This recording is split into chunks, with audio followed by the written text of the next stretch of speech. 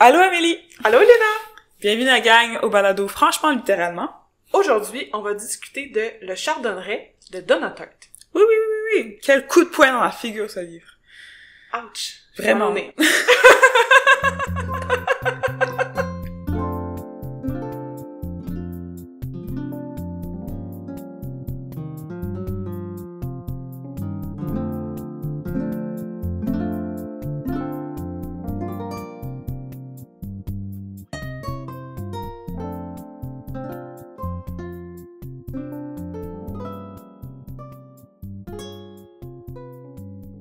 Fait que comment ce livre nous est parvenu? Simple. Ouais, très simple. C'est simple que ça! Ouais. On a juste comme choisi ce livre-là, ensemble.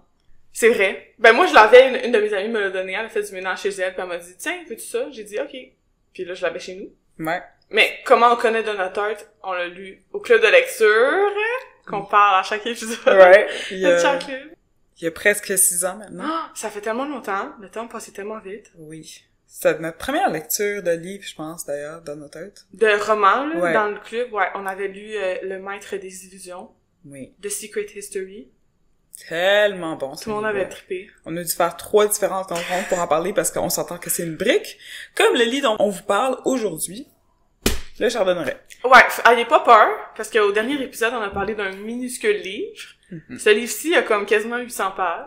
Mais restez à l'écoute, là. Il en vaut la peine. Il en vaut la chandelle. Ouais. Mais sinon, comment on l'a trouvé? On a essayé juste de faire une liste de livres qu'on voulait discuter, puis là, j'avais ça. Ouais, ben on voulait faire une liste de livres qu'on voulait lire ensemble, surtout. Je Oui, pense. ok. C'est pas mal ça. Notre liste, là, Ouais, notre liste infinie.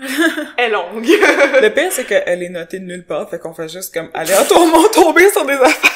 Ah oui, on rajoute ça à notre liste. Ouais. 10 ans plus tard. Exactement. Ah, c'est vrai, on voulait lire ça ensemble. Du genre, la disparition de Georges Perec. J'ai pas oublié ça. J'ai pas oublié non plus. Il m'attend patiemment dans la bibliothèque. Tu l'as? En plus, Ben tu oui, l'as. je l'ai. Pardon. C'est un fait. Mais bref, on a choisi de parler de cette œuvre-là aujourd'hui avec vous parce que, ben, ça s'imposait. Ça nous a pris quand même un petit bout, ben, c'est-à-dire moi, en particulier, pour le lire. J'avoue que j'ai pris mon temps, moi aussi. Ouais. Je voulais savourer l'écriture de Donna Tartt. Ouais. Mais, honnêtement, ça en a vraiment la peine, puis j'espère que vous allez aimer la lecture autant que nous, et que vous allez la savourer comme dit Amélie. J'ai dit ça? Oui, t'as dit ça. Tu viens juste de dire ça. Aucun souvenir.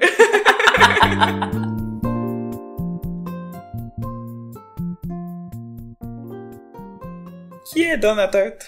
Oui, donc Donna Tartt est née en 1963 dans le Mississippi. Mhm. J'ai eu bien du fun à écrire Mississippi dans mes notes. J'étais comme, où est-ce que sont les 12 S?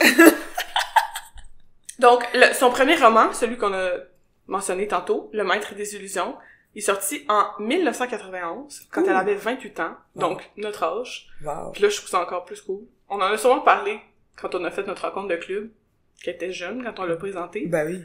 Mais me replonger là-dedans, je trouve qu'à chaque fois qu'on parle d'un personnage qui a notre âge, on est comme « Wouh! Mhm. » Mais l'autrice du livre qui avait notre âge quand elle a écrit cette œuvre-là, c'est Mhm. comme...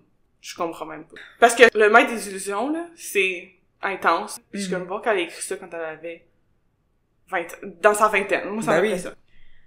Son deuxième roman, Le Petit Copain, The Little Friend, publié en 2002. Mhm. Moi, ce titre me creep out. The Little Friend. J'imagine juste une petite poupée creepy, Ok. tu sais. Amélie, t'as trop, genre, parlé J'ai des dangers trop- de fumer au lit. Non, mais pour vrai, j'ai lu le résumé, pis c'est pas ça là, il y a pas un petit poupée creepy, Ok. mais ça a l'air quand même intense, là. Mhm. Fait que son titre est bien choisi, il est supposé être un peu creepy, là. Ok. C'est ça la vibe D'accord. de ce livre-là. C'est bon à savoir. Et Le Chardonneret, le livre dont on parle aujourd'hui, a été publié en 2013. Donc, Ah. c'est quand même récent, là. Ouais. Relativement récent. Ouais. Ça veut dire récent. Dans la dernière décennie. Ben, oh je my trouve God. par rapport aux autres, tu sais, quand on a lu The Secret History, Oui. c'était un livre des années 90, pis Mhm. là, ça fait pas si longtemps, là. Il a été adapté en film en 2009. Mhm. En 2009. Mais oui, il a été adapté en film avant que le livre sorte. Ouais, c'est ça. Ouais, ça a beaucoup de sens. Non, il Clairement. a été adapté en film en 2019. Moi, je l'ai vu au cinéma, aucun souvenir. Je suis allée checker en ligne les acteurs qui sont dans ce film, Mhm. famous au bout. Ouais. Comment ça, j'ai aucun souvenir d'eux? Mystère. Moi, je me souviens juste de on va en parler plus tard, mais l'acteur qui joue Boris, quand ils sont petits, avec son petit accent. Mais je me souviens de comme 2-3 scènes. On dirait que le film m'a pas plus marqué que ça. J'étais allée voir les reviews, pis t'es comme bof, là, pour le film. Ouais, ok, ben c'est peut-être pour ça que ça t'a pas marqué. C'était lent, pis ça a pas bien, pis ça a pas pogné, c'était film. Fait que, si vous êtes comme, je vais pas lire le livre tout de suite, je vais écouter le film, je vous conseille pas de faire dans ce tour-là comme j'ai fait. Ça vous donnera pas envie, nécessairement. Ouais, non, ça m'a pas, Ok. Non. Moi, j'ai envie de l'écouter juste comme maintenant que j'ai lu le livre. Oui, dans ce tour-là, oui. Je trouverais ça drôle. Mais tu sais, il se passe beaucoup de choses dans ce livre-là. C'est ça l'affaire, c'est long. Comment tu fais ça en film? Je le verrais plus en série, tu vois. Ouais. Ouais. Maintenant qu'on fait beaucoup de mini-séries, là, à cette époque-ci, je pense que ce serait pertinent de voir en limited series.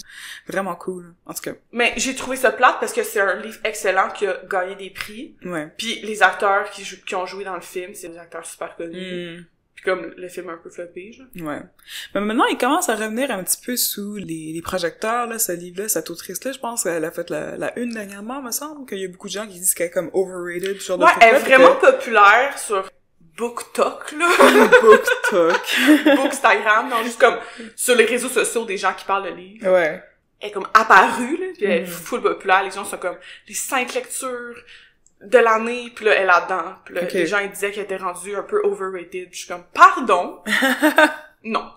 Maybe over-talked about, peut-être qu'on en parle trop, mais pas overrated. Je pense que son écriture est vraiment canon. Je pense qu'on peut en parler encore, puis c'est correct. C'est juste, c'est fantastique, puis en plus, en faisant mes recherches, elle a juste écrit ces 3 romans-là. Elle a rien écrit d'autre pour l'instant. Puis son 2e livre, que j'ai parlé tantôt, Le Petit Copain, j'avais jamais entendu parler. J'étais comme... Elle est pas si overrated que ça si on connaît pas tous ses œuvres. Je sais pas si t'avais déjà entendu parler de... Non, avant de lire Le Chardonneret, non. Le Chardonneret. Le Chardonneret. Mais ces romans ont quand même été traduits en plusieurs langues. Là. Nous, on l'a lu en anglais. Moi, j'avais lu Le Maître des Illusions, justement, en français. Pareil. C'est pas la même personne qui a traduit les deux, par exemple. Il y a une différence de date aussi. Ouais, exact. Mais ça aurait pu être la même personne qui a traduit les 3, mais ça a pas été le cas. Moi, j'avais bien apprécié son livre en français. Ouais. C'était le fun de lire Donateur en anglais dans la langue originale. Définitivement. Mais je pense que si vous maîtrisez pas tant bien l'anglais, ça se lit très bien en français. Ouais. Les prix... The National Book Critics Circle Award, le Bailey's Women Prize for Fiction, W.H. Smith Literary Award, le Paul et Dieu de la fiction, le Malaparte. Elle a gagné vraiment beaucoup de prix. Ouais. Et ça, c'est pour Le Chardonneret? Bien. Oui, c'est pour Le Chardonneret. Ok. Je pense que ces autres livres vont gagner des prix aussi. Ouais. En tout cas, Le Maître des Illusions, oui. Ouais. Du moins, il a été nominé pour quelques... Ouais. Puis je trouvais ça le fun, un peu comme parallèle avec d'autres livres qu'on a parlé, qu'on a dit que les autrices étaient pas trop sur les réseaux sociaux. Donateur était comme reconnu pour pas être sur les réseaux sociaux. Ah ouais? Pour pas vraiment promouvoir ses romans, là. Elle reste discrète quand même, là. Puis apparemment, elle a pris comme 10 ans à écrire chacun de ses romans. Ben, ça a du sens, étant donné la différence de date entre la publication de chaque roman. C'est vraiment ça. Elle prenait toutes ces années-là pour écrire, puis je trouvais ça drôle. Je suis comme, ok, peut-être que elle fait pas de Q&A sur Instagram, là, la fin de semaine, là. Fait que je trouvais ça drôle. Puis j'ai trouvé aussi une liste de ses inspirations. Puis j'ai trouvé ça le fun à noter. Parce que c'est vraiment un mélange de plein de choses. Ouais. Random. Mais en même temps, t'es capable de faire des liens. Ok. J'ai la liste des auteurs dont elle a pu s'inspirer. Puis j'ai mis, tu sais, mettons son œuvre la plus connue pour qu'on puisse replacer cet auteur-là.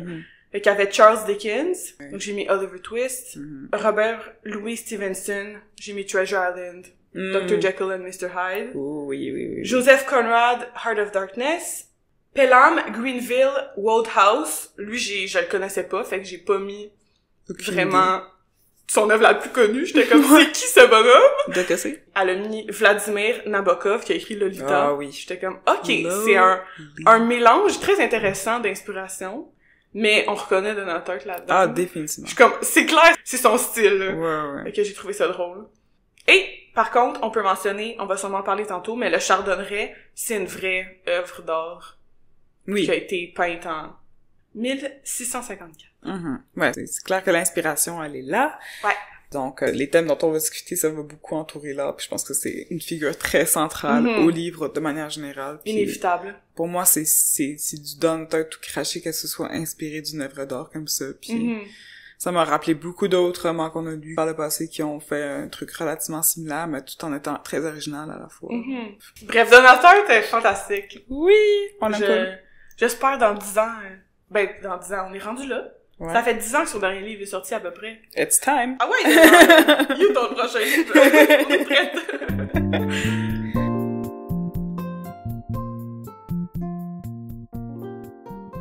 Le Chardonneret. Un court résumé, très simple.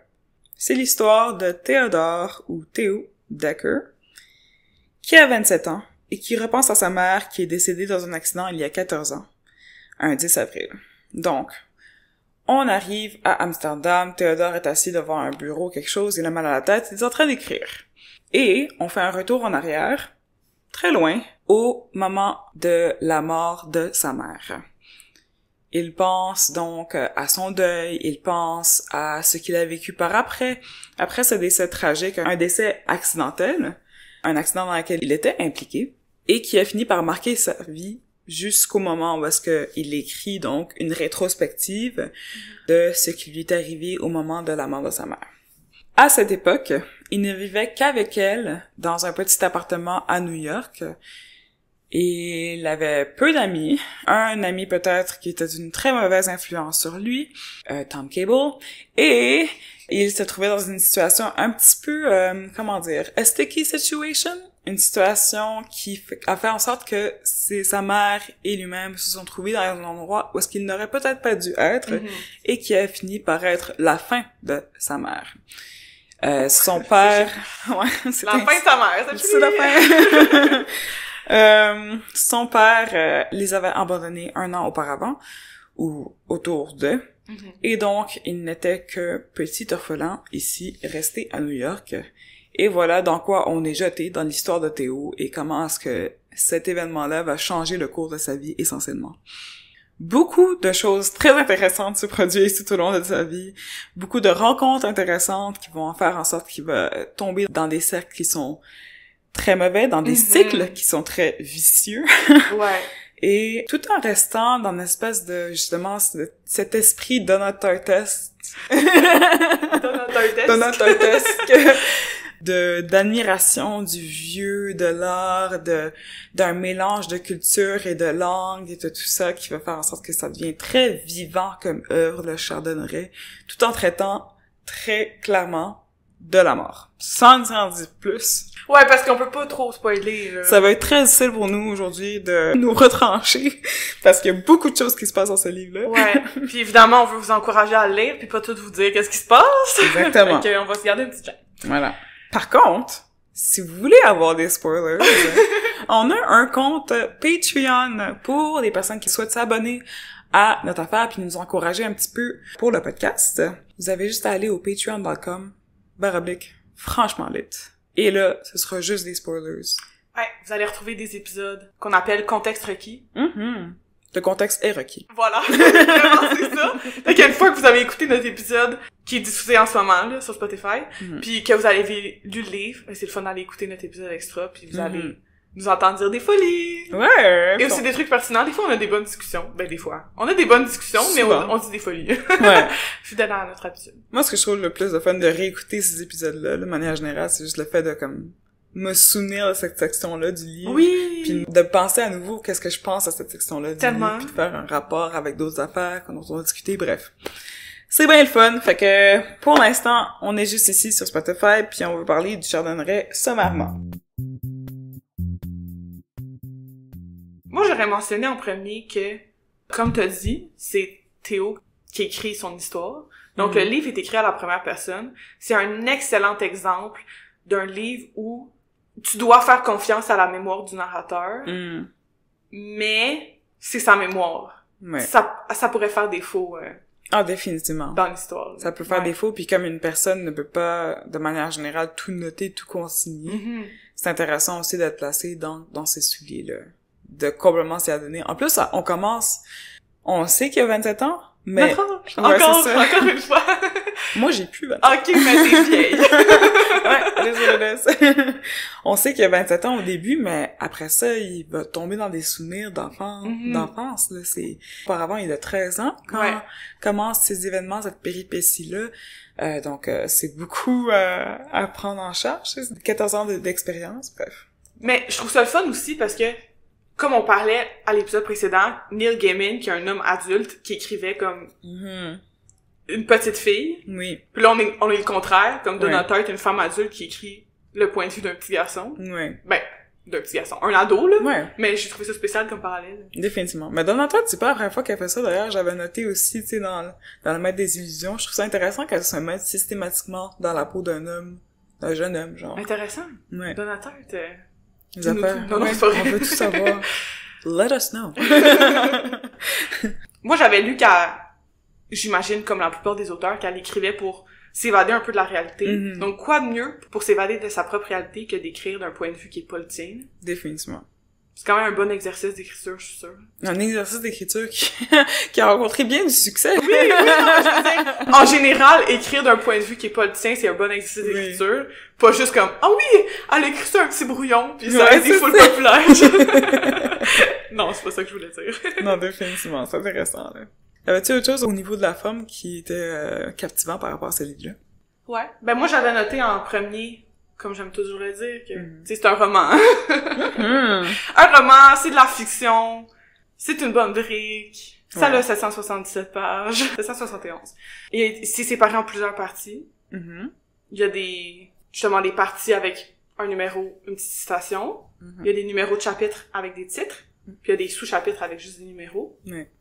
Il y a pas tant des matières, comme tu l'avais noté toi aussi. Ouf, ouais. C'est vraiment bizarre. Ça, j'étais déclenchée. Genre, je comprends, pas tant des matières pour les chapitres à numéro, là. Ça serait un petit peu X à la page 17. Non, je comprends.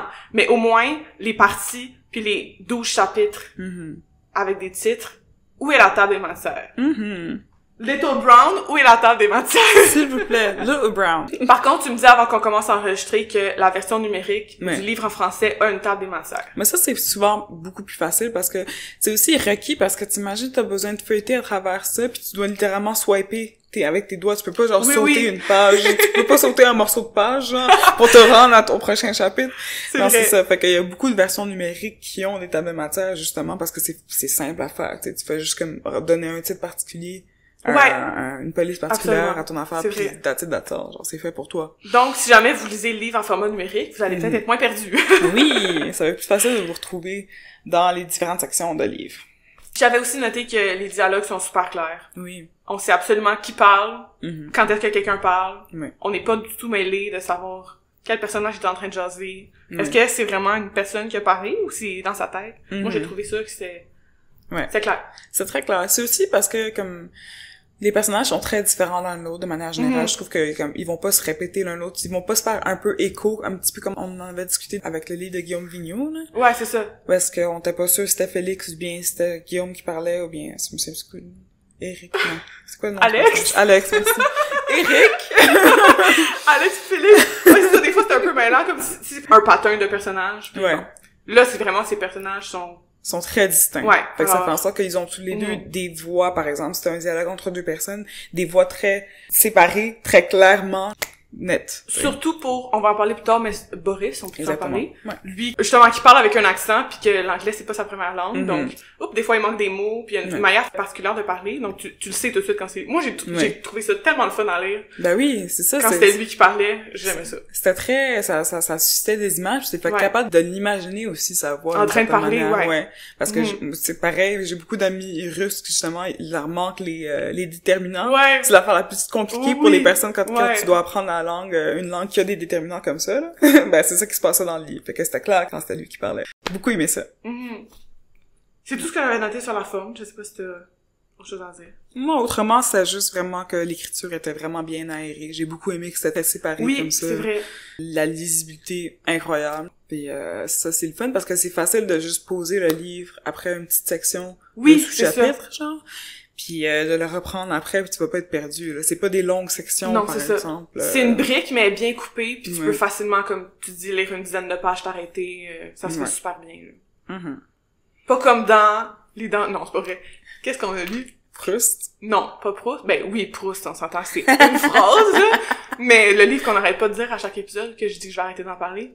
Notre port de nuit. Que là, c'était une brique pas très aérée, à mon avis, mais... Laisse-donc Mariana Enriquez. Non, j'adore! Je vais juste dire que c'est comme pour 2 romans sensiblement de la même longueur, pis c'est pas du tout coupé pareil. Ouais. Fin de la parenthèse sur Mariana Enriquez. Fin de la On en a assez parlé au dernier épisode. Ça suffit.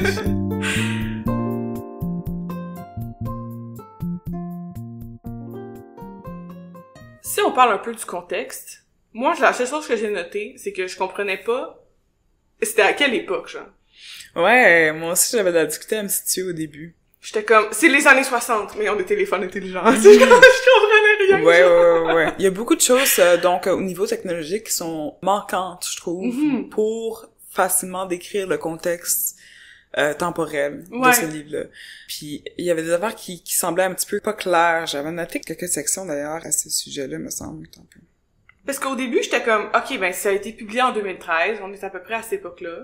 Après, quand je lis Donald Tart, j'ai l'impression que c'est tout le temps plus vieux. Ouais. Comme dans les années 60. Puis là, après, il y avait des téléphones intelligents, là. Oui. J'étais comme, mais qui? Que quoi? On est où? Ben, on est où? On est à New York? On est où? Ouais. À quelle époque c'était super maintenant? Je suis d'accord. Non, finalement, j'avais pas d'extrait, mais c'est vrai qu'au début, ça prend du temps avant qu'on se rende compte qu'on est dans une époque relativement moderne. Parce que il y a une mention, je pense, Théo, qui comme... ma mère m'avait confisqué mon téléphone. Ouais. Et là, tu sais, OK, bon, il a son propre téléphone. Peut-être que c'est un téléphone intelligent, sûrement, parce que il me semble que les parents donnaient pas ben des téléphones à leurs jeunes. Oui, c'est ça. Avant ça, là. Puis après ça, c'est vraiment une question de comme les jeux auxquels jouait son ami Andy. Ouais. Le mode de transport, ça veut rien dire. Non, c'est ça. Même comment il s'habille. Exactement, il y a pas d'indication de la chose. Non. Puis étant donné que le thème de l'art et du vieux est très vivant là-dedans, là, c'est très important, ça prend une grande place, c'est comme si... Ça nous recule dans le temps. Exactement, un peu, ouais. Voilà. On est quand même dans une espèce de bulle spatio-temporelle. Elle a comme créé sa propre époque, j'ai l'impression. C'est très intéressant. En même temps, c'est difficile d'écrire en pensant au fait que tu utilises ton téléphone autant que tu l'utilises réellement. Tu sais, j'en vois pas beaucoup de gens qui écrivent de manière générale en mentionnant « Ah, j'ai passé 1 heure à swiper sur mon téléphone », tu sais. C'est ce genre de truc-là, fait que pour ça me dérangeait pas, mais c'était quand même intéressant de voir les affaires auxquelles elle a accroché qui permettaient de le situer temporellement, l'histoire du Chaman Rêve. Il y avait de la musique qui était mensonnée, des fois ça aidait. C'est vrai, ça aide beaucoup. Le genre d'activité auquel pouvaient s'adonner les jeunes à cette époque-là. Les jeunes. Les jeunes. Ben, les ados. Non, je te je suis des jeunes, là. Oui, c'est vrai. Fait que ça, c'est comme des petits indices, mais des fois, ça te trompeur. Mais je suis pas mal sûre que ça tue pas mal au début des années 2000. Quand il est jeune. Quand il est très jeune. C'est ça. Ça aurait du sens, donc 14 ans plus tard, à peu près en 2013, quand c'est sorti. Penses-tu? Ouais. Fascinant. Ouais. Dans la tête, là. Fascinant. Fascinant. Mais pour le contexte géographique, vous avez compris, ça se situe à New York particulièrement. Le personnage principal est originaire de New York. Et il écrit à la fin, donc, à Amsterdam. Il est aux Pays-Bas pendant un petit bout. Et il y a une section aussi du livre qui se situe à Las Vegas, mais on va pas trop en parler, parce que... pas de spoilers. Juste ça, c'est assez. On n'en dira pas plus. Mais c'est ça, principalement à New York. C'est très new-yorkais. Ah, très new-yorkais. New York comme décor, là. Ouf, j'étais contente. La mention de The Strand, j'étais très contente aussi. Yes. Si un jour vous allez à New York, allez à The Strand. Oui.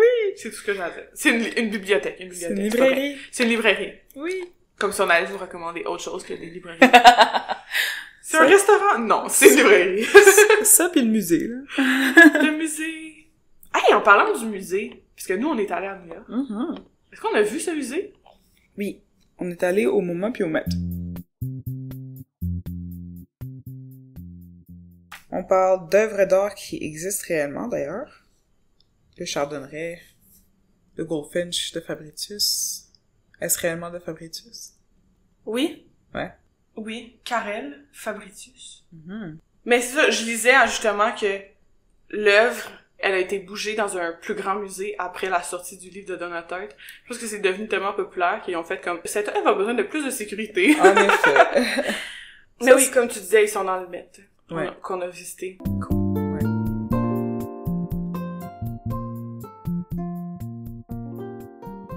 Contexte familial. Que ne pas dire? Il y a tellement de choses à dire. Il y a tellement de choses à dire par rapport à ce livre-là, là. Ouf. Je m'y perds un peu. Moi, j'ai trouvé, je pense qu'on peut dire ça, que même si la mère décède au début du roman, elle reste un personnage. Ah, définitivement. Ouais. Je suis d'accord. J'ai dit que c'était sa fin dans le résumé, Ouais. mais c'est pas vraiment... La fin de sa vie, mais pas la fin du personnage, Non. parce qu'elle est vraiment là, Exactement. avec Théo. Ben oui, ça fait... Théo. Ben juste le fait qu'il commence l'histoire en parlant d'elle, en disant « j'ai rêvé à ma mère ». Et donc, voilà, j'écris à son sujet par rapport à sa mort il y a 14 ans et comment est-ce que ma vie s'est déroulée à cette suite-là. C'est sûr que ça allait être un personnage important. Cette mère, donc, Audrey Decker, qui est très belle, qui a fait des défilés de mode ou ce genre de trucs-là. Non, elle a fait de la photographie. Oui. Mais qui a aussi travaillé dans une entreprise de mode, d'accessoires de mode, c'est-à-dire, qui s'intéresse énormément à l'art, à l'écriture, à la musique. Il y a beaucoup de mentions, donc, tout au long de ce livre-là, de la musique qu'elle aurait écoutée auparavant, que Théo qui devrait l'écouter maintenant, qu'il avait mis dans son iPod. Ça aussi, c'est un indice. Son iPod! Un iPod. Ouais. La musique qu'il devrait écouter lui-même, qui lui rappelle sa mère tout au long du livre, puis des petits moments où est-ce qu'il veut se souvenir d'elle, puis il veut qu'elle soit là, tu sais, puis en tout cas, définitivement un personnage important. Ouais. C'est genre la personne la plus importante dans sa vie, là. Ouais. Assurément. C'est comme la première trahison pour lui, je pense, d'une certaine manière. Perdre sa mère? De perdre sa mère pour lui-même, là. C'est la chose qui lui fait le plus mal au départ, qui fait en sorte que ça engendre tout un espèce de, un cycle de douleur, de honte, bref, toutes sortes de choses qui font en sorte que sa vie prend un tournant assez intéressant. Merci. Tout un tournant. Sinon, dans le reste de sa famille, tu sais, c'est vraiment... Quelle famille, genre. Ouais, justement. J'ai rien de comparable. C'est un spoil, mais... Non, mais littéralement, là, je pense que... Si on y va en ordre, on peut parler du père, déjà, qui est absent. Un thème qu'on connaît déjà, d'avoir parlé de l'énigme du retour de l'année inférieure, d'avoir parlé de Mani Nadia, la disparition, ouais, de son père. De son père, oui, mais ça, c'est différent, évidemment. Oui, c'est pas le même genre d'absence, là. Non, mais c'est quand même une absence. Même à certains égards, Coraline. Ouais, le père... Les deux parents sont un petit peu... Ils sont pas tous là. Ils portent pas attention à leur fille. Puis là, dans ce cas-ci, c'est vraiment on parle de un père qui littéralement s'en va. Ouais, il a fait comme « Ciao, bye, une bonne journée », puis aucune adresse. « Salut! » Voilà. Et même avant de partir, il était pas vraiment présent. Non, c'est ça. Un autre thème important qui va revenir, là, c'est les drogues, l'alcool, etc. On sait dès le départ que le père de Théo est un alcoolique. Que sa mère, souvent, a eu à aller le chercher à un bar pour qu'il puisse revenir à la maison. Qu'il a souvent piqué des colères parce qu'il était trop chaud. Puis, bref. Pas une belle figure paternelle. Non, pas du tout. Non. Il y a comme deux opposés. Sa mère tellement importante, puis son père qui est un peu... Ouais. Moyen. Un peu moyen. Un peu moyen, beaucoup. Un peu beaucoup moyen, ouais, c'est ça. Puis, je pense pas que c'est un spoil non plus, mais il y a comme des grands-parents aussi qu'il connaît pas vraiment, là. Ouais. Ça s'arrête là. Il y a pas de frères et sœurs, il y a pas de cousins, tantes, etc. qu'on entend parler, en tout cas. Mais les grands-parents, c'est intéressant aussi de voir de ce côté-là, parce qu'ils mentionnent que c'est les grands-parents côté paternel, déjà. Ah, ben oui, c'est vrai. Ça crée une distance de plus, parce que déjà, le père est absent, fait que c'est sûr qu'il va pas avoir un bon rapport avec ses grands-parents. C'est clair. Clair. C'est clair. C'est clair. C'est clair. Puis en plus de ça, le père de son père, son grand-père, aime pas son propre fils. Voilà. Donc, il y a comme une filiation qui se fait qui est très claire, là, ici. Il y a un désamour déjà initial, puis un deuxième désamour comme après. Intergénérationnel, littéralement, voilà. là. Un beau petit trauma, là. Ouais. Génial. On aime ça. Puis... C'est pas vrai, on aime pas ça. Et aussi, un thème... Ben déjà, la figure la plus importante dans la vie de Théo, sa mère, est aussi absente de la vie du père que sa propre mère est morte. Ou pas là. Parce que c'est une nouvelle femme. Oui! C'est sa belle-mère qui est mariée au grand-père de Théo. C'est vrai. Que même si cette personne-là est pas gênante non plus, elle est pas... Tout le monde est de la merde! C'est ça. Bref, fait qu'il y a déjà comme le rapport de comme la mère qui est morte dans dans la famille paternelle de Théo, puis après ça, la même chose. Exactement. Bref, c'est intéressant. Et ça fait en sorte que Théo est un petit peu désaxé côté famille. Un peu? Un petit peu. Mais tout jeune au début, c'est triste. Ouais. Ça laisse rien à présager. C'est fou. Je m'attendais pas comme à tout ce genre de choses-là. Oui, d'une certaine manière, dès le début, genre dans l'incipit, dans les quelques premiers paragraphes, t'as quelques thèmes qui se révèlent à toi, mais genre, cette situation familiale-là, là, ouf. Ça, c'est... Ouais, coup de poing, quoi. Coup de poing. Comme tu as dit au début de l'épisode. Ouais. On a le nez cassé, là, guys. Cassé. Mais ce genre de linéarité père-fils, ça revient tout au long du roman, pis c'est pas juste pour Théo. Donc, oui, exact. Ouais, donc, spoiler. Ouais, c'est ça. Donc, j'en dis rien de plus, là, mais c'est intéressant de voir les rapports de paternité dans tout ce livre-là. Mais, sans vouloir parler de paternité, mais je trouve que les employés de l'hôtel, c'est un peu comme ses frères, genre. Ah, définitivement. Ses grands frères qui prennent un peu soin de lui, là. Ouais. Mais il y a quand même une distance qui est créée entre les deux, là. C'est-à-dire qu'ils ont toujours été dans les parages pour l'aider si jamais le père, il fait des conneries, sinon, si la mère, elle arrive un petit peu en retard, s'assure que le fils est correct, que Théo est entre de bonnes mains, de manière générale. Il y a quand même une distance. Puis dès le début, tu sens la camaraderie avec les petits portoricains. Ouf! C'est difficile. Portier puertoricain. Mais c'est ça, c'est quand même... Il y a un enjeu de classe. C'est clair, mais oui. Comme j'ai dit au début, les employés de l'hôtel. Non, c'est ça, L'hôtel, l'appartement. Dans ma tête, c'est comme construit comme un hôtel. À cause des portiers, genre. Ouais, non, faut vraiment que tu l'imagines un petit peu comme un genre East Side Apartments à New York, là. Avec le petit voisine pis un lobby, genre. C'est un peu comme un hôtel. Mais je vais arrêter de dire hôtel. C'est correct. Les employés de l'appartement, c'est juste drôle de dire ça. Ouais, c'est bizarre comme concept en français, en général.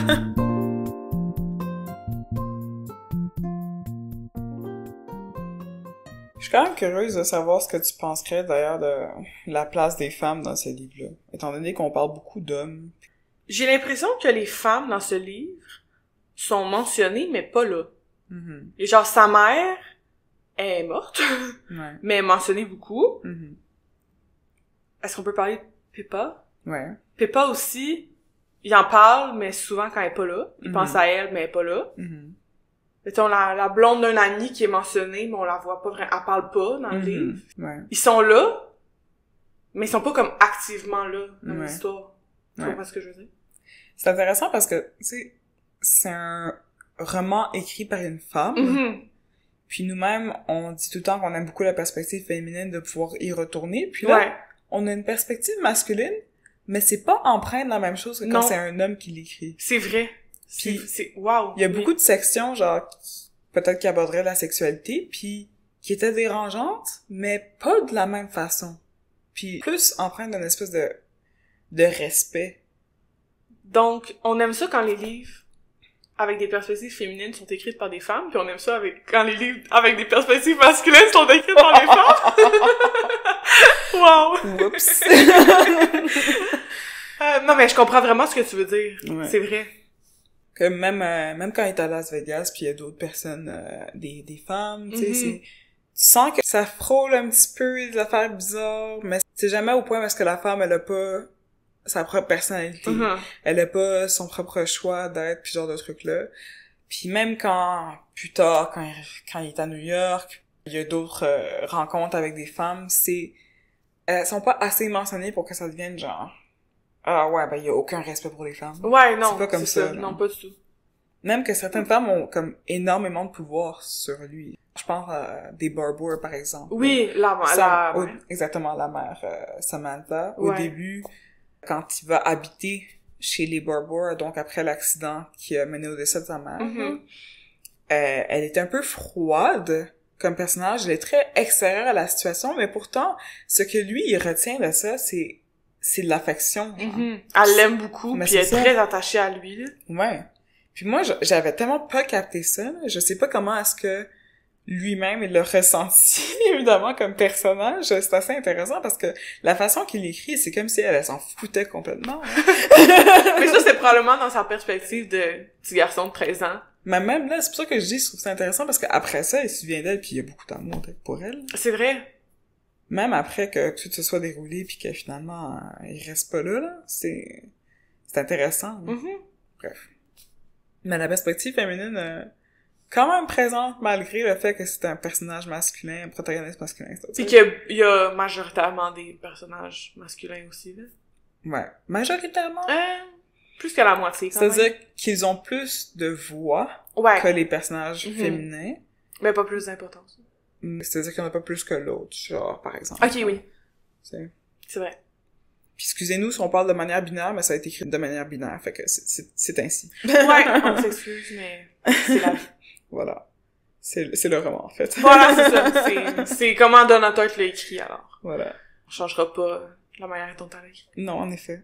Par contre, je pense que c'est peut-être un bon temps pour dire, t'avais noté quelque chose dans tes notes, évidemment. Puis ça m'avait accroché aussi, moi, quand je l'avais lu. Justement, quand... Il faudrait que je retrouve... que je retrouve tes notes. D'accord. Quand il s'en va de l'appartement, puis il veut dire bye, justement, au portier, puis là, il veut leur donner un câlin ou quelque chose? Puis oui! Genre, ça serait trop gay de faire ça. Oui. Puis j'étais comme... Donateur de quoi? Non! Mais, tu vois, ça, c'est très intéressant aussi. Je voulais parler de, aussi, un petit peu tourner dans la sexualité, là. Vu qu'on parle de la figure féminine, puis de la binarité des choses. Il y a comme un flou. Au niveau de la sexualité.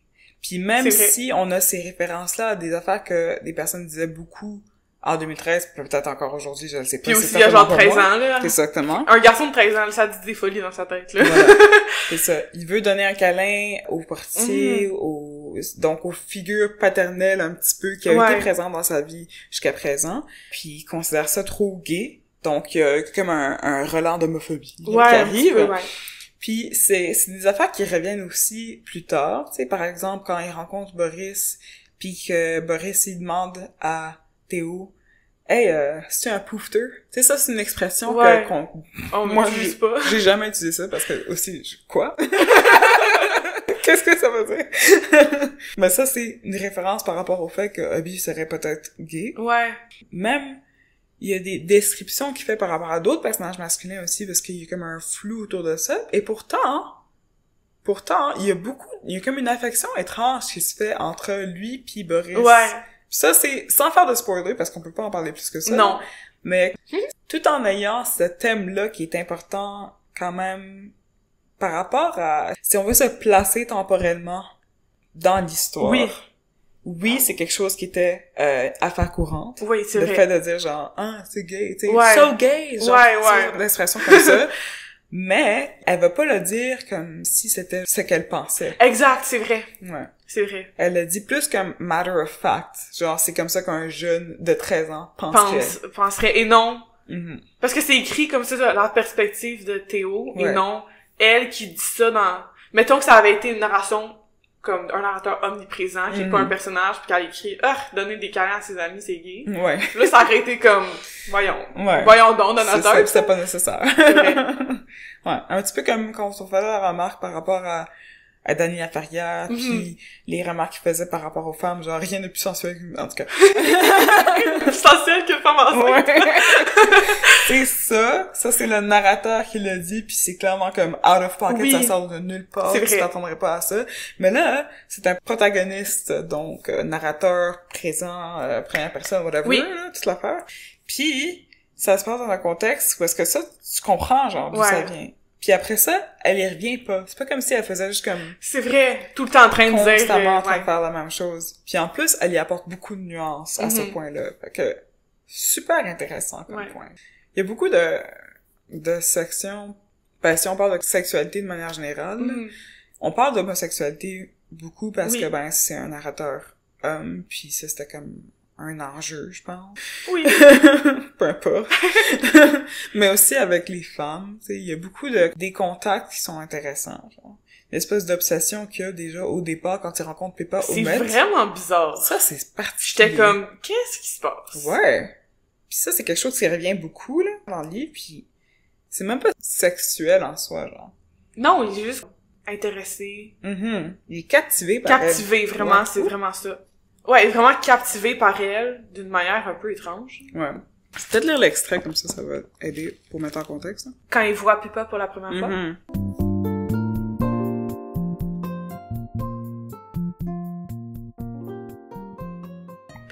Pippa. Quel beau nom. Check ça, il y a quelqu'un qui nous écoute qui s'appelle Pippa qui va être full insulté. Genre. Ben non, mais j'ai rien contre le mot Pippa. C'est intéressant. Moi, j'ai l'impression que je me prends un accent british quand je dis Pippa. Ben oui, moi ça me fait penser à Peppa Pig, là. Ah ouais. T'sais. Mais ils sont new-yorkais, genre. Ben oui, mais... Ça me fait rire. Moi, je pense à un nom anglais quand je pense à Pippa, mais... On a tous les noms dans ce livre-là, j'étais comme pas bon. Theo, Pippa. Hubbard. C'est très... Walton. C'est pas très new-yorkais. Ça fait juste... C'est une impression de classe. C'est vrai, c'est vraiment ça. C'est plus ça qui me... Pas que les Anglais ont plus de classe que les New-Yorkais. Ben non, c'est juste... C'est des vieux noms, genre. Ouais, c'est vrai. Je comprends ce que tu veux dire. Oui, c'est ça. Comme les gens riches avaient des vieux noms, là. Exactement, des noms qui se passent à travers la famille, là, pendant vraiment longtemps. On t'écoute. Un petit extrait de la rencontre entre Pippa et Théo au musée. Comment est-ce que Théo obsède à propos de cette fille-là alors qu'il ne la connaît aucunement? I allowed myself another stealthy glimpse in the girl's direction. She was standing on one leg, with her hips swung out to the side. Then, quite suddenly, she turned and looked me in the eye, and in a hard skip of confusion, I looked away. What was her name? Why wasn't she in school? I've been trying to make out the scribbled name on the flute case, but even when I leaned in as far as I dared without being obvious, still I couldn't read the bold, spiky marker strokes, more drawn than written, like something spray-painted on a subway car. The last name was short, only 4 or 5 letters. The first looked like R, or was it P? Beaucoup de questions. Et en français? Je me permis un autre coup d'œil furtif en direction de la fille. Déhanchée, elle s'était plantée sur une jambe. Puis tout à coup, elle se retourna et me regarda au fond des yeux. Je détournai le regard, le cœur sursautant à cause du trouble éprouvé. Comment s'appelait-elle? Pourquoi n'était-elle pas en cours? J'avais tenté de déchiffrer le nom griffonné sur l'étui de sa flûte traversière, mais même en me penchant aussi loin que je l'osais sans me faire remarquer, je ne parvenais toujours pas à lire les traits assurés et pointus du feutre, davantage dessinés qu'écrits. L'on aurait dit un tag peint à l'aérosol sur une rame de métro. Le nom de famille était court, juste 4 ou 5 lettres. La première semblait être un R, ou était-ce un P? Avant qu'on discute de ça, je veux juste faire une petite parenthèse, parce que j'avais cette discussion l'autre jour, où en anglais, tu dis « look in the eye », puis en français, on dit « se regarder dans les yeux ». Mais physiquement, tu peux pas te regarder dans les yeux. Tu peux juste te regarder dans un œil à la fois. Je trouvais ça vraiment spécial qu'en anglais puis en français, on a comme cette distinction. Ouais, il y a beaucoup de petites nuances, ouais. Puis là aussi, de la traduction, c'est regarder dans le fond des yeux. Dans le fond des yeux. Là, alors, c'est juste in the eye. In the eye, mais en tout cas, c'est intéressant. Mais c'est intéressant de regarder un peu, même comment tu disais, avec sa hanche, la jambe sortie, c'est pas du tout écrit pareil, mais... C'est bien traduit, à mon avis. Ouais. Puis c'est aussi, c'est très évocateur de la peinture elle-même, tu sais. On parle beaucoup, juste avant de cette section-là, de l'oiseau du chardonneret qui est perché sur une patte. Attaché avec une chaîne. Ce déhanchement-là, c'est comme si Pippa jouait le jeu d'imiter cet oiseau-là qui est comme coincé à ce petit pieu, genre, pour pouvoir se faire peindre. Donc, j'aime ça. C'est intéressant. Puis lui, il aurait le goût de la peindre. Ben oui, il veut... Paint me like one of your French girls. Ils ont 13 ans quand même. Ben oui, fait qu'il y a comme une obsession et déjà il est comme captivé puis il s'en peut plus là, il arrête pas en plus pendant une longue section du livre avant que l'accident survienne. L'accident, on peut dire, c'est une explosion. Ouais, on est comme l'accident depuis tantôt, full dans le mystère. Ben c'est un petit peu ça. Mais tout ce temps-là, il arrête pas de la regarder, il essaie toujours de furtivement se retourner vers elle, apprendre à la connaître, apprendre à ce qui se passe dans sa vie, puis ils se suivent un petit peu avec Walton, puis la mère de Théo pendant un petit bout, fait que c'est intéressant de voir cette fascination. Quand cette section-là a commencé, j'étais comme, OK, Premièrement, cet intérêt démesuré-là, là, ça, c'est comme personnalité addictive. Oui. Ça, dès le début, j'étais comme, OK, il va avoir des problèmes, ce gars-là. Puis il y en a eu, on va le dire. Ouais. Wow, c'est vrai. C'est 100% au zéro, puis il y a pas de milieu, genre. Plus son père est un alcoolique, tu sais. Ouais. All the odds are stacked against him. Oh. Mais, bref, ça c'est comme une démonstration du pouvoir d'un début du livre. Comment tu peux voir des thèmes qui vont comme s'élargir, puis s'étioler. Puis j'ai vraiment beaucoup aimé cette obsession qu'il y avait pour elle, qui était comme une obsession enfantine, qui va devenir quelque chose de pervers, d'une certaine manière, plus tard dans le livre, là. Fait que, c'était captivant. Parce qu'à cette époque-là, il est pas... Je me souviens plus exactement de tout l'extrait au complet, mais il est pas genre « Wow, elle est tellement belle ». Il est comme « C'est qui? Qu'est-ce qu'elle fait? C'est quoi son nom? » C'est comme... C'est innocent, qu'est-ce qui se pose comme question? Ouais. Puis même là, même plus tard dans le livre, il la trouve pas belle. Il trouve juste que elle est parfaite pour lui. Ouais, genre. c'est vrai. Il y a beaucoup de moments, d'ailleurs, où est-ce que comme... Ah, son nez est trop petit, elle a vraiment une large mâchoire, un truc du genre, des descriptions un petit peu... pas très flatteuses. Non, c'est vrai. Mais c'est vraiment juste une question d'une fascination, quelque chose, d'une obsession qui nourrit pour elle, comme l'obsession qui va nourrir pour l'objet. L'objet. Qui est le thème principal de ce livre-là, donc le chardonneret en soi. Fait que c'est du bon foreshadowing pour la suite. Ça aussi, c'est important, je trouve, dans l'écriture de Nononta jusqu'à présent, là. C'est très académique. Moins quand même, j'ai trouvé que The Secret History. Ouais, c'est sûr, mais ça peut pas être plus que ce qui se passe dans Secret History parce que ça se passe littéralement dans un campus d'école, là. Je veux bien, là. Mais dans ce roman-ci, c'est une question des intérêts de Théo. Ouais. Dès le début, on sait qu'il est très intelligent parce qu'il a sauté une année avec son ami Andy. C'est vrai, oui, ouais. Mais cette intelligence-là est comme pas mise à profit au départ, genre quand il est jeune. Il fait juste vivre son deuil, puis c'est ça ce qui se passe principalement dans sa tête. Mais c'est parce qu'il se fait pas bien encadrer après. Non, non plus. Je veux dire, il y a tellement de gens qui se font juste pas bien encadrer, puis c'est genre ton potentiel est jeté aux poubelles un peu. Ouais, exactement. Mais ça veut pas dire qu'il est pas intelligent. Non, pas du tout. Exactement. C'est un intello, puis ça paraît dans l'écriture, donc à travers le narrateur, tu sais, tu sens qu'il y a beaucoup de connaissances, puis pour moi, c'est ce que je retiens de juste l'écriture d'un auteur de manière générale. Chaque section est accompagnée d'une citation d'un auteur, d'un artiste quelconque. Chaque chapitre est un nom, soit d'une œuvre d'art, d'un roman, d'un auteur connu, ou bien une référence culturelle quelconque, bref. Puis c'est intéressant, tu sais, de voir ça, parce que ça fait très intello, bref. Mais je trouve pas qu'en tant que lecteur, c'est compliqué à lire. Tu sais, j'ai pas l'impression que je me sens stupide parce qu'il parle de plein d'œuvres d'art que je connais pas, genre. Moi, j'ai pas eu l'impression de ça.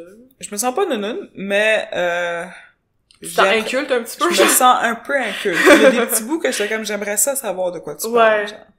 Puis il y a des affaires que j'ai cherchées, évidemment, en cours de route, mais c'est pas le fun d'avoir à constamment sortir de l'immersion, puis d'aller chercher, tu sais. Fait que, oui et non. S'il y a des personnes qui pensent que c'est overrated, c'est souvent en rapport à ça. Au fait qu'il y a beaucoup de recherches qui est allée là-dedans. Ok, oui. Cette espèce de rapport d'infériorité dans lequel certaines personnes qui lisent un livre, parce qu'il y a beaucoup de références culturelles, vont se trouver. Puis je pense que c'est souvent ça qui va revenir. Quelqu'un dit que c'est overrated. C'est soit parce que c'est vraiment push, ou bien parce qu'il y a beaucoup de références que tu comprends pas. Oui, c'est ça. Mais je trouve que le style d'écriture est pas difficile à suivre, même si il y a des références que tu vas être comme... Est-ce que je suis supposée savoir, connaître cette œuvre d'art qui a l'air tellement fameux? Ouais, c'est ça. Tu sais, nous, on n'a pas lu l'Idiot, mais on a compris qu'on parlait de Dostoïevski beaucoup dans le livre, tu sais. Oui, mais nous, en même temps... On a fait des lectures. On a fait des études en littérature. On a eu des cours d'histoire de l'art. On connaissait un petit peu de trucs. Moi, j'étais capable de trouver des repères. L'idiot, on a entendu parler. On a lu Dostoïevski, ouais, on a lu Dostoïevski. Ça nous aide un peu. On lit Proust en ce moment, puis il y a une référence à Proust. J'étais comme, non! La référence. Non! Mais c'est parce que je veux pas qu'on décourage les gens, pis dire, si vous connaissez pas, En Ben non. art, puis en littérature, vous allez rien comprendre. C'est pas le cas du tout, là. C'est une question d'immersion, à mon avis. C'est pas vraiment une question de connaître toutes les références. Si t'es capable de te fondre dans ce monde-là, puis tu vas être capable, genre, même si tu connais pas tout, puis c'est ça qui est le fun. T'apprends des choses en lisant. Moi, je connais rien du tout de comment est-ce que tu construis un meuble, à quoi ça ressemble l'Antiquité. Moi qui adore tellement les vieux meubles, t'sais? J'avais le goût, j'étais genre, j'en veux, je veux des meubles. Pour vous donner le contexte, là, Hobart, un des personnages dans le roman, qui est une figure très importante dans la vie de Théo, le protagoniste, il travaille dans le domaine de comment est-ce qu'on appelle ça? Il fait de la restauration. Restauration. C'est ça que tu cherchais? Oui, c'est ça que je cherchais. Je pensais que tu cherchais le nom de son métier. Mais... Ah non. OK. Oui, dans le fond, il fait de la restauration de meubles antiques. Là. Voilà. Ouais.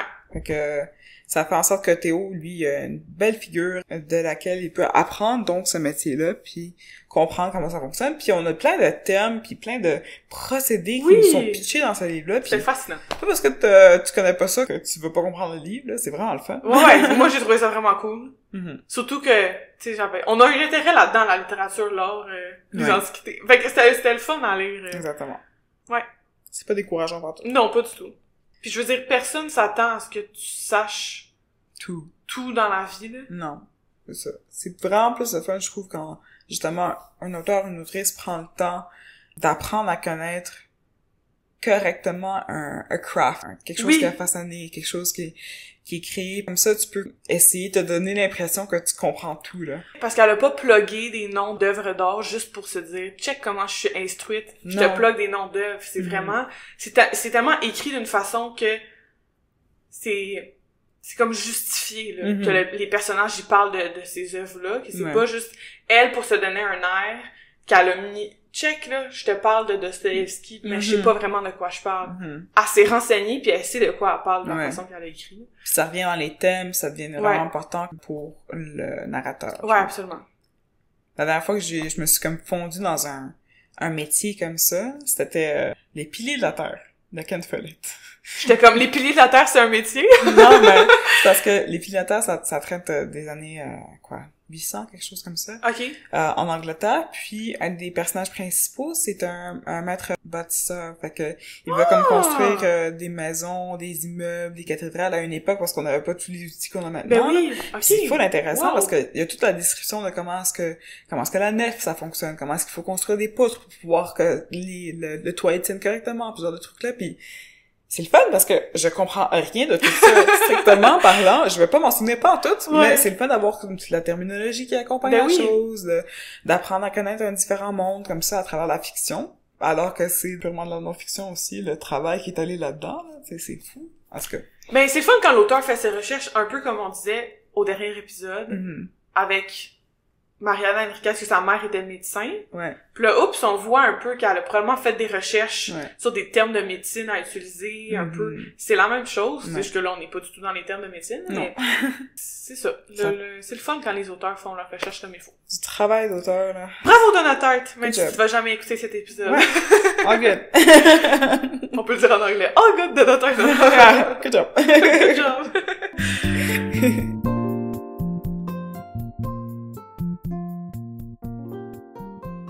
Oui, j'avais noté quelques œuvres qui sont mentionnées au courant du livre, qui sont quand même intéressantes. Juste au point de vue, qu'est-ce qui se passe dans le livre à ce moment-là, pourquoi est-ce que c'est mentionné. Juste au courant des études de Théo, il doit faire des lectures en particulier, ou bien son ami fait une lecture de quelque chose, puis c'est le fun de voir qu'est-ce qui se passe par rapport à ça dans le livre en soi, genre dans l'histoire. Il y a beaucoup de références à des livres, puis à la musique, puis à tout dans ce livre-là, fait que c'est vraiment le fun si vous voulez vous y mettre, puis plonger là-dedans, là. Je peux donner quelques exemples. On aurait eu besoin d'une playlist à la fin. Ouais. Honnêtement, ouais. J'ai pas noté autant la musique parce que j'étais comme, non, je vais passer littéralement tout le livre à être sur mon téléphone, à essayer de retranscrire toutes les affaires. Faudrait qu'on fasse nous-mêmes une playlist, genre. Ouais. Si on la fait un jour, on va vous la partager. Ça va prendre forever. Mais parlant de texte, plutôt, il y avait même les mentions de manga. Full Metal Alchemist, qui est quand même bien connu. Ouais. Il y a une mention de H.G. Wells, qui est un auteur connu aussi. Yes. Walt Whitman. Oui. Très Oui, il revenait souvent aussi. Ouais. Macbeth. Ouais. Shakespeare, T.H. White, Tolkien, on parle aussi, même si ça avait aucun lien, ce qui est très intéressant. Edgar Allan Poe. Oui. Ça, c'est le fun. Oui. Ça a beaucoup de liens. J'avais noté Great Expectations aussi. Oh! J'aime ça. Ouais. Taureau, qui revient beaucoup aussi. Walden. Oui. On parle de la forêt, Absolument. etc. Wind, Sand and Stars, Terre des Hommes en français de Saint-Exupéry. Oui. Qui est le nom d'un des chapitres au complet, fait que ça, c'est aussi intéressant. Au même titre que L'Idiot de Dostoevsky qui m'a mentionné. Ça oui, aussi, c'est le nom d'un des chapitres du livre. Grapes of Wrath. Je l'ai lu. Tu l'as lu. Qu'est-ce que t'en pensais?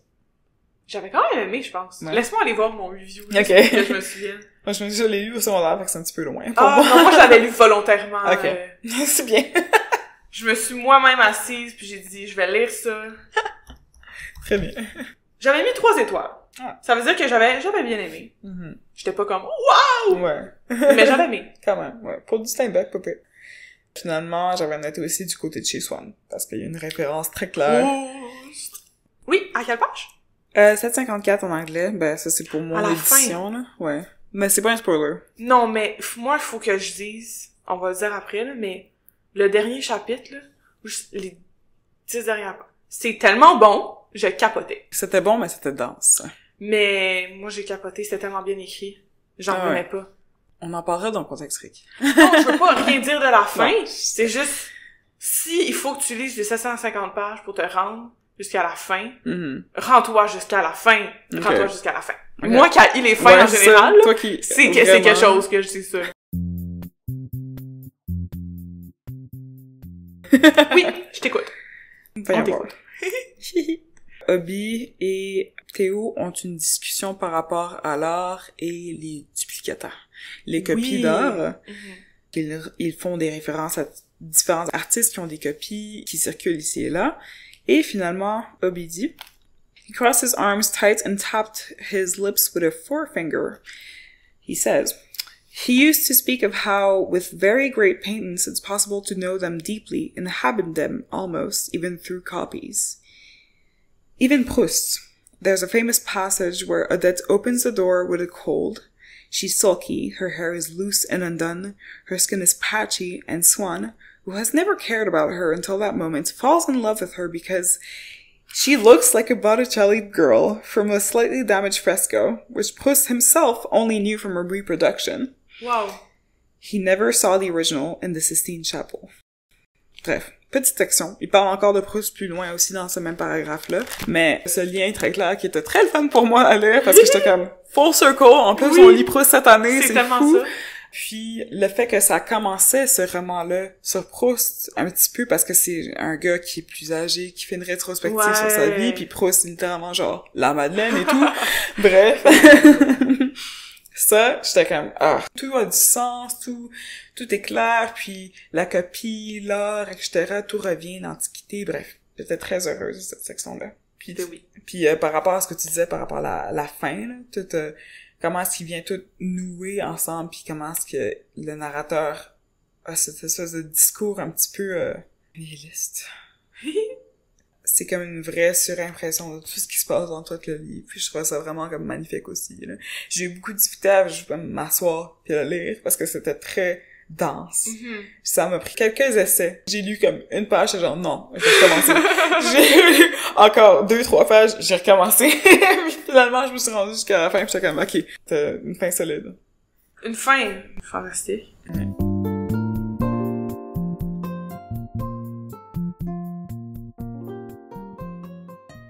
Un autre thème? Oui. Déjà, pendant qu'on parle d'art pis tout, on peut parler des langues en même temps. Ouais, c'est vrai, on n'a pas parlé Vu qu'on a nommé beaucoup d'auteurs. Ouf, les langues. Il y en a en ça aussi, c'était le fun. J'ai tellement aimé. Surtout quand il y avait des phrases en allemand, j'étais genre, allô, je comprends un petit peu. C'est vrai. Il y a tout un mélange de langues dans ce livre-là. Anglais, français, espagnol, allemand, polonais, russe, ukrainien. Oui. Etc. Néerlandais. Néerlandais. Ouais, exact. Ouais. C'est assez intéressant. C'est le fun parce que, tu sais, tu sens qu'il y a de la recherche aussi qui est faite là-dedans, ou bien, ça parle beaucoup de langues. Mais, ce qui était le fun, mais ces phrases étaient pas traduites, là. T'avais pas une petite astérisque avec une traduction en dessous. Fallait que tu comprennes avec le contexte. Ouais. Peut-être que c'est écrit tout croche pis on a aucune idée, genre. Ouais. Mais je pense pas, là. Ben, c'est-à-dire que la majorité des langues, je pense que c'est assez clair ce qui se passe du contexte. Ouais.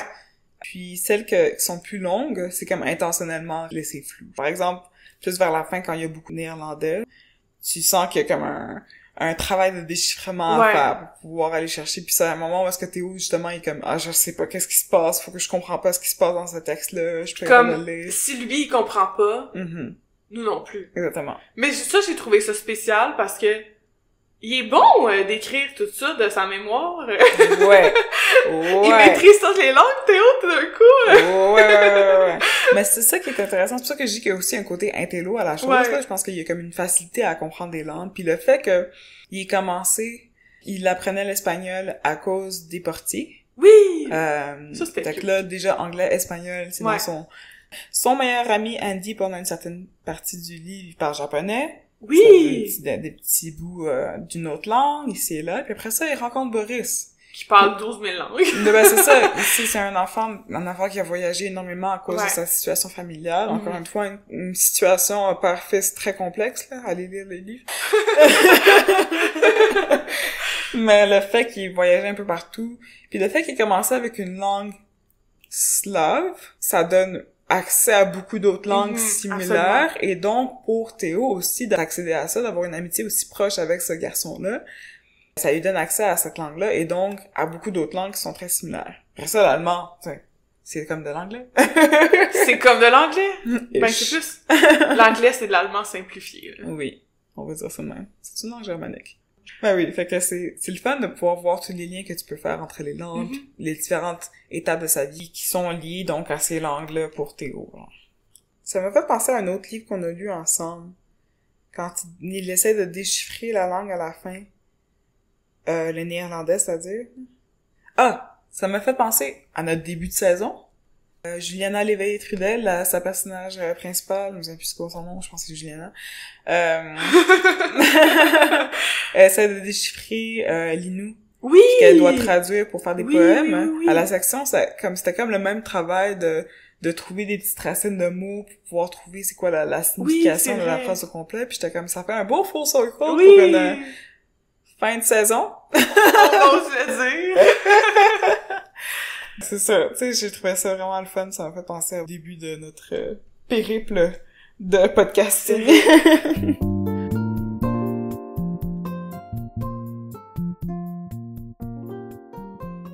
Mais on a parlé un petit peu du fait que Théo a une personnalité légèrement addictive. Légèrement? Légèrement, profondément. Puis que son contexte familial n'a pas aidé sa situation, étant donné qu'il a un père qui est alcoolique. Et ça, c'est un thème qui est très important dans le livre au complet.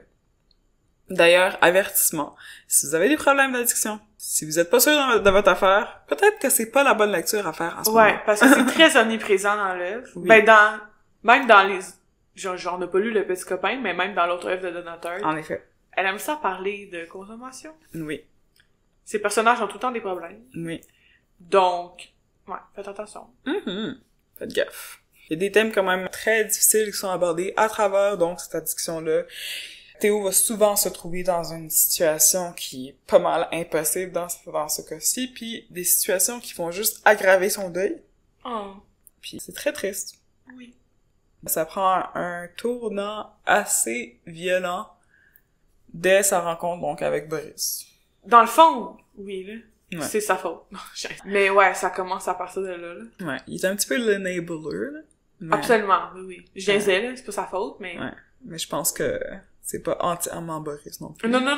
Mais, en plus, ils sont jeunes quand ils se rencontrent, là. Ouais. Ça commence jeune. Moi, j'étais comme, qu'est-ce qui se passe? Vous avez pas 14 ans? Lui, il a 14 ans, Boris a 15 ans. Je trouvais ça extrême, un peu, là. C'était très extrême. Ils font ça tout seuls, ils sont un peu comme laissés à eux-mêmes, fait que entièrement. Il y a pas un adulte qui est genre, boire de la vodka à 14 ans, je vous recommande pas. Ils sont genre, wouhou! Ouais, c'est ça, gros party, ça commence. C'est l'alcool, la marijuana. Ouais. Plein d'autres affaires illégales qui se passent un petit peu plus tard, mais quand même. Puis c'est quelque chose qui va rester donc dans sa vie, même après cet épisode-là. On n'en dit pas plus. Non. Mais oui, ouais, ça nous a suivis, vraiment, là. Ouais. T'étais-tu mal à l'aise, des fois? Quand il y avait des descriptions, quand même, un petit peu plus. Ben, oui, quand même. Ouais. Moi, je suis pas, j'allais dire, ça m'intéresse pas tellement. Mais c'est vrai, là. Moi, je suis vraiment quelqu'un qui a comme rien essayé, là. Fait que ça m'attire pas. Fait que quand je le lis, je suis comme, ah, pourquoi tu fais ça? Non, c'est pas bon pour la santé. Tu sais, genre, je veux que les personnages, ils fassent attention à eux-mêmes. Ouais. Puis ça arrive pas tout le temps. Puis je suis comme, ok, mais je veux pas en savoir plus. Ouais. Moi, j'étais comme, surtout par rapport à son contexte, là, à cause de tout ce qu'il avait vécu dernièrement, genre, c'est la pire affaire. C'est vraiment la pire affaire. Ouais. Moi, en plus, ça m'intéresse pas full. La majorité des affaires qui se passent dans sa livre-là. Il y a des choses que j'aurais définitivement pas faites à cet âge-là. C'est clair. Je me serais fait taper ses doigts. Mais, en même temps, tu sais, on n'est pas tous aussi fortunés d'avoir tout ce système de support autour de nous, là. C'est justement le fait qu'il avait plus sa mère. Pis c'est sûr qu'on disait tantôt, il s'est pas fait bien encadrer. Là, qu'est-ce qui l'encadre? La drogue. Tu sais, c'est comme, c'est pas ça qu'il avait besoin, là, pour s'aider, là. Non. Mais je trouve que ça démontre bien, en même temps, je l'ai jamais vécu, là. Il y a personne dans mon entourage qui a des problèmes de consommation comme ça. Mais je pense qu'elle a fait une bonne job de démontrer de l'intérieur c'est quoi avoir un problème de consommation. Ouais. Elle a bien démontré de l'intérieur et de l'extérieur. Oui, parce qu'on absolument. avait aussi la perspective d'autres personnes dans l'entourage, dont Théo. Par exemple, le père de Boris, qui... On n'en parle pas. Ça, c'est un cas. Mais c'est un thème qui était à prévoir aussi, je pense. Même quand il rencontre Pippa, puis c'est genre Morphin Lollipop, je suis comme... le long du chapitre. Ouais. On était comme, ok, qu'est-ce qui s'en vient? Ça va bien. Mais étonnamment, cette section-là était la plus douce par rapport à ça. C'est ça, c'est clair. Ben, je voudrais pas trop en dire non plus, puis révéler des trucs qui se passent. Non. Je pense qu'on a fait un bon tour. Ouais.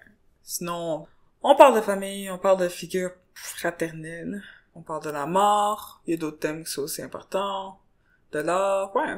On a pas mal ça. Puis je pense que lié à la consommation, on a comme la santé mentale. Oui, qui viennent de pair. Qui viennent de pair, exactement. Ouais, je suis d'accord. Tu sais, quand il va pas bien... Tu sais, c'est rare d'habitude... Ben, tapez-moi sur les doigts si j'ai de la sauce. Mais c'est rare d'habitude quand tout va bien dans ta vie que tu te réfugies là-dedans. Je veux pas généraliser, mais tu sais... C'est comme ça allait plus ou moins bien dans sa tête, il était en deuil, il était triste... normal, fait que là, c'est comme un peu réfugié là-dedans. Ouais. Je sais pas si ça a commencé comme ça, tu sais, dans le sens que... Il s'en est pas servi comme échappatoire. Non, c'est ça. C'est juste ça a donné de même. C'est juste que, étant donné que il y avait pas d'encadrement, comme on a dit, tous les adultes dans sa vie, pendant une longue période de temps, après que sa mère soit morte, c'était juste des personnes qui voulaient comme l'envoyer quelque part, loin, où est-ce qu'il serait pas aimé. Ah, exact. Puis après ça, il était juste laissé à lui-même. Fait que, le fait qu'il tombe là-dedans, c'est très malheureux. Ouais. Puis après ça, ça devient un outil pour lui. Donc, exact. oui, ça devient un échappatoire, mais ça l'était pas à la base. Au base. début, c'est ça, quand il était jeune. C'est ça. Ouais. Fait que là, on parle d'encadrement, on parle de famille, on parle de santé mentale. Très important aussi. On n'a pas beaucoup la santé mentale des autres personnages en particulier, mais c'est quand même un fond, quand même. Ouais. Mais aussi, il faut se rappeler qu'on est dans... La tête de Théo. La tête de Théo. Fait que c'est comme... C'est son mental qu'on voit le plus, là, quand même. Ouais. T'avais-tu des extraits? Non, t'avais pas noté d'extraits. Non, moi, vraiment, l'extrait, c'est la fin, là. OK. Les 10-15 dernières pages que il parle du contexte de comment l'artiste peint le chardonneret, puis il se fait plein de réflexions, puis on est vraiment là, il y a pas de dialogue, là. Il est vraiment dans sa tête, il nous parle, il y a une grosse réflexion sur tout, c'est tellement bien écrit. Ouais. C'était tellement bien écrit. De la tête, là, allô. Salut! Ouais, je suis d'accord. C'est très bien écrit. C'est une belle réflexion à avoir aussi. Ça m'a fait un petit peu mal. À certains moments, j'étais genre, OK. Ça t'a fait mal? Ben oui, c'est très nihiliste. Un autre coup de poing dans le nez? Oui, un autre coup de poing dans la face. On a plus de nez. Mais j'ai trouvé ça très beau aussi. Elle a quand même bien tout clos, à mon avis. Oui, ouais. Donc voilà. On clôt ça, genre. Ben, tu pourrais me dire les autres livres que ça t'a fait penser déjà? J'en ai aucun. OK. J'en avais un en tête et je ne l'ai pas trouvé. OK. Ça m'a mis spécifiquement à propos d'un narrateur comme pas reliable, que j'avais lu un livre, ben là, évidemment, là, j'ai pas le titre, fait que je vais vous le dire, là, ou que le livre est écrit vraiment d'un point de vue à la première personne. Mais c'est pas comme une lettre, c'est pas comme une histoire, c'est vraiment comme ça. Puis t'apprends à la fin que c'est de la merde, tout ce qu'il a dit. Il a menti, il a détourné toute l'histoire, c'était tout pas vrai. Puis après, il raconte la vraie histoire. Mais là, t'es comme, c'est vrai? Moi, ça m'a fait penser à ça. Pas qu'on apprend, pas du tout, là. On apprend pas à la fin que Théo, il a dit n'importe quoi, là. C'est juste, on parlait au début d'un narrateur qu'il faut faire confiance à sa mémoire. Ça m'a fait penser à ce livre-là, mais là, je vous ai dit la fin, mais vous savez pas c'est quoi. Mais j'étais prête à le retrouver. Mais ça m'avait marqué. À part les autres livres de Donateur. Il y a pas quelque chose que je me suis dit. Ça? Ben, peut-être, mais j'étais pas capable de mettre le doigt dessus. Toi, t'en avais plein? T'as une liste de 10? Non, j'ai pas une liste. Non. Je trouve que aussi cette œuvre est assez unique de manière générale pour la façon que tout est traité, mais c'est sûr que ça m'a rappelé plein d'autres affaires à cause des thèmes puis de toutes les références littéraires qu'il y a déjà dans le livre. Là. Oui, c'est sûr. Je pense à tous les livres initiatiques que j'aurais lus auparavant. J'avais parlé auparavant de Moon Palace, de Palester, par exemple. La trilogie new-yorkaise. La trilogie new-yorkaise. Difficile de pas passer à quoi que ce soit qui se passe à New York. Exactement, c'est ça l'affaire. J'avais pensé aussi à Percy Jackson, qui se passe aussi beaucoup à New York, puis ça n'a aucun lien avec ce qui se passe dans l'intrigue. T'as-tu écouté la nouvelle série? Oui, ben j'ai pas terminé, mais j'ai commencé. J'ai pas rien écouté encore. J'attends que la saison soit finie pour écouter en ça s'en vient genre cette semaine. Là. Fait que, oui, ça me donne l'indice de quand est-ce qu'on enregistre ça. On a juste donné des petits indices, mais si vous avez pas remarqué, on enregistre quand même un peu en avance. Mais à part de ça, ça m'a fait penser à... Ben, ce que tu viens juste de dire, ça m'a fait un petit peu ping dans la tête par rapport à un livre que j'ai lu l'été dernier, qui s'appelle The Fake. Je me souviens plus. Moi, je l'avais posté sur la page du club, ce qui justement parle... Mais est-ce que tu me l'avais prêté? Non, parce que ça vient de la bibliothèque. Je peux pas te l'avoir prêté. Intriguant. Oui, je t'écoute. Mais c'est ça, ça parle d'une femme qui vit un deuil, qui rencontre une autre personne dans un groupe de deuil, qui vit des affaires vraiment intenses, qui raconte toujours sa vie, qui est vraiment trop de choses qui se passent, puis c'est pas c'est quoi qu'est la vérité, bref, tu dois entièrement te fier à la narratrice. Avec ton groupe de deuil, ça m'a fait penser à Dead to Me, la série. T'as-tu vu ça? Non, j'ai pas vu. Ok. Les deux filles principales, ils se rencontrent comme ça dans un groupe de deuil au début, puis ils disent un peu la sauce les deux. Ça me fait penser à ça. Intéressant. C'est un petit peu ça le concept. Bref, ça saute de narrateur dans cette histoire-là, puis c'est intéressant parce que tu dois entièrement te fier à ce qui se passe dans la vie de ces trois narrateurs-là, mais c'est pas fiable. Mais je pense que dans n'importe quel livre, c'est ça. Même inconsciemment, tu fais confiance à 100% de qu'est-ce que le livre te dit. Oui et non. Ben, je veux dire...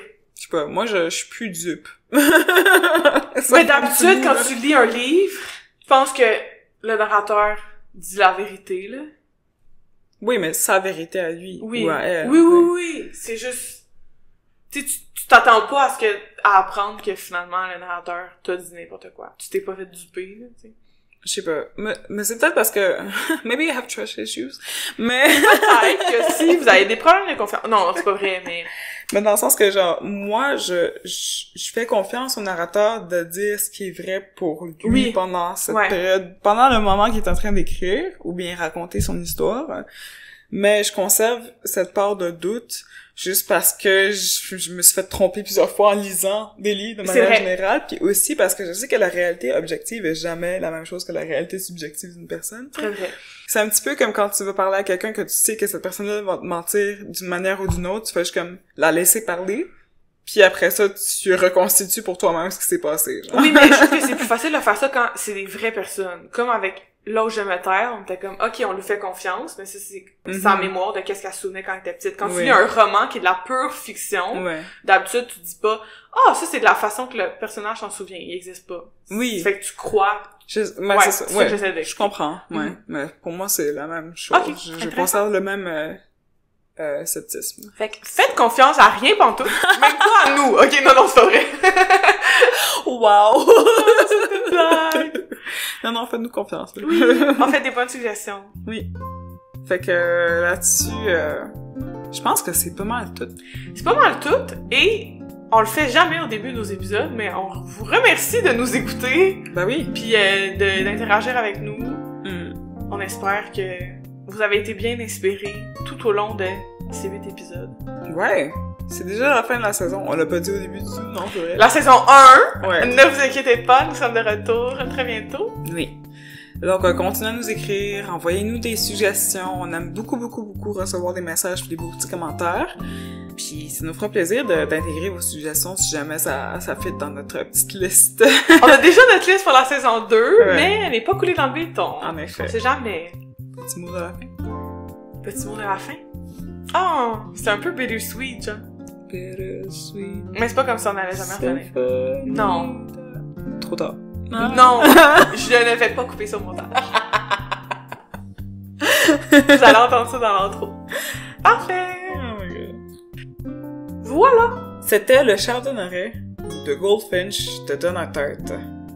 Merci d'avoir été à l'écoute pour cet épisode de Franchement Littéralement. On vous invite à nous suivre sur notre page Instagram, biblio_brume, sur Facebook aussi, Franchement Littéralement, ou à nous écrire au franchmentlit@gmail.com. Et on se dit à la prochaine! Boy! T'es bien différent à chaque fois, là, ça. Bon printemps! Oui, mon printemps! On vous tient au courant de la sortie du premier épisode de la saison 2 sur nos réseaux. À bientôt!